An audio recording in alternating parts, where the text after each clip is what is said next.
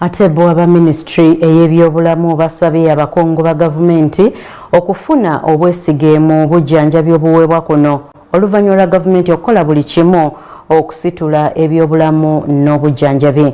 Dr. Olaro Charles okusaba kuno akukoze bw'abadde yaggulawo ekifo eky'omulembe mu batendekera abasawo okola ku mbeera ez'ebyobulamu ezitalinda kiyite emergencies ku ddwaliro ekkulu e Mulago.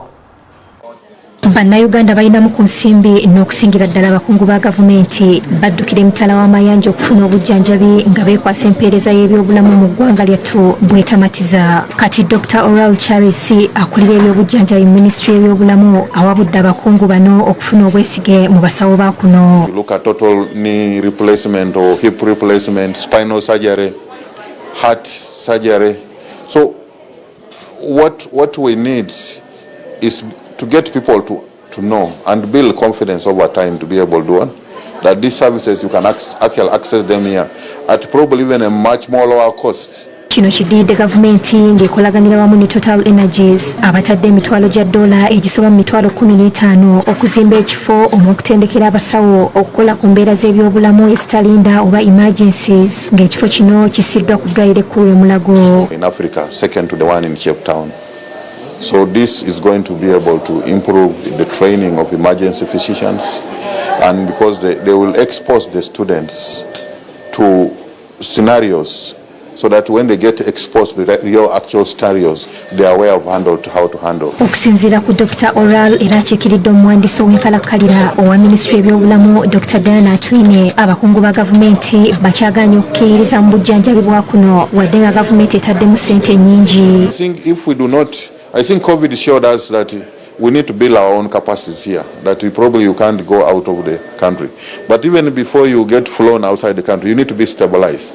So so the capacities are there. Ngali wamu n'akulira eddwaliro ly'e Mulago Dr. Rosemary Byanyuma bategeeza nti kyekiseera ng'abantu tebannaddukira bweru wa ggwanga basooke nagezesaako wano. Nsaba nga temunaawa kuddukira bweru musooke mujje tubakebere tubabuulire kiki ekisobola okukolebwa. Oluusi mutunda ebibanja ne mugenda ebweru ate nga ekyo kyandikoleddwa wano.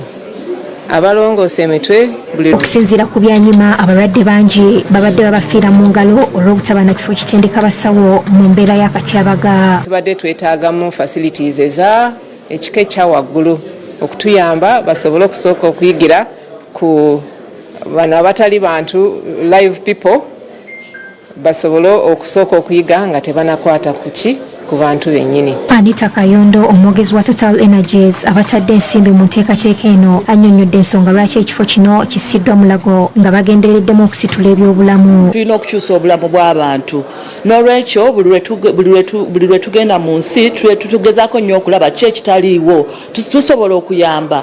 Kati eno emergency simulation center y'emu ku bintu Uganda nga ensi kyebadde elakinga. Ismail Nsubuga yakusakidde gwire ino. Katudde mutu mulemu naye bwenkomawo tosubwa akanyomero kaffe ak'ensi 5 y'abakirimaanyi.